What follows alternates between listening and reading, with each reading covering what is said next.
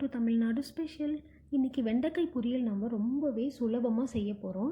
இதுக்கு வெங்காயம், தக்காளி, தேங்காய் எதுவுமே நம்ம சேர்க்க தேவையில்லை. ஆனால் உங்களுக்கு அந்த பொரியலோட டேஸ்ட் உங்களுக்கு மாறாமல் ரொம்பவே சூப்பராக இருக்கும்.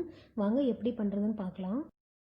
இன்றைக்கி நான் 1/2 கிலோ வெண்டைக்காய் எடுத்திருக்கேன். இந்த மாதிரி நல்லா க்ளீனாக கழுவிட்டு நல்லா காஞ்சதுக்கப்புறமா நம்ம கட் பண்ணிக்கலாம்.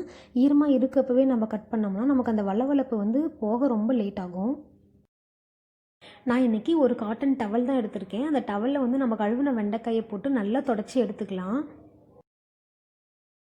பேன் வச்சுட்டு நல்லா சூடானதுக்கு அப்புறமா அதில் 50 ml அளவுக்கு எண்ணெய் நம்ம சேர்த்துக்கலாம். எண்ணெய் வெண்டைக்காய் பொரியலுக்கு கொஞ்சம் நிறையவே சேர்த்துக்கணும்.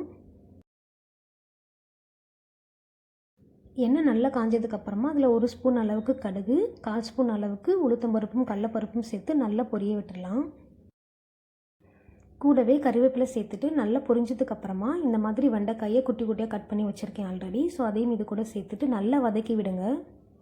உப்பும் காரமும் முன்னாடியே நம்ம சேர்க்கவே கூடாது. வெண்டைக்காய் நல்லா வதங்கி, அதாவது அதில் இருக்க அந்த வழவழுப்பு தன்மையெல்லாம் போனதுக்கு அப்புறமா தான் நம்ம தேவையான அளவு காரம் உப்பும் சேர்க்கணும்.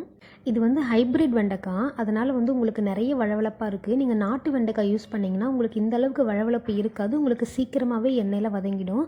பாருங்கள், இப்போ எனக்கு அதில் இருக்கிற வழவழப்பு எல்லாமே போயிடுச்சு. இப்போ நான் ஒரு 1/4 டீஸ்பூன் அளவுக்கு மஞ்சத்தூளும் ஒரு 1/2 டீஸ்பூன் அளவுக்கு மிளகாய் தூள் சேர்க்குறேன். அப்புறமா தேவையான அளவு தூள் உப்பு சேர்த்துட்டு இதை நல்லா நான் கிளறி விடுறேன்.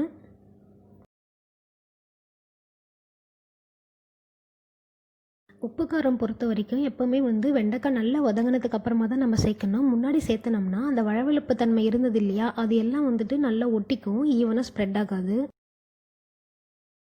வெண்டைக்காய் இன்னும் நல்லா கிறிஸ்பி ஆகலை. அதனால் இன்னும் 5லேருந்து 10 நிமிஷம் போல் நம்ம வெயிட் பண்ணலாம். இதுக்கு நம்ம தண்ணி சேர்க்க தேவையில்லை.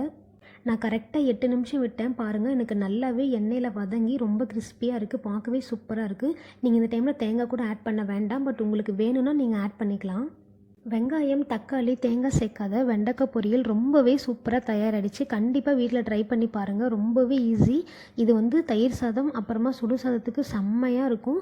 வீட்டில் ட்ரை பண்ணி பார்த்துட்டு எப்படி இருந்ததுன்னு மறக்காமல் கமெண்ட் பண்ணுங்கள். இதே மாதிரி இன்னொரு சூப்பரான வீடியோவில் உங்களை மீட் பண்ணுற வரைக்கும் உங்களிடமிருந்து விடைபெறுவது தமிழ்நாடு ஸ்பெஷல்.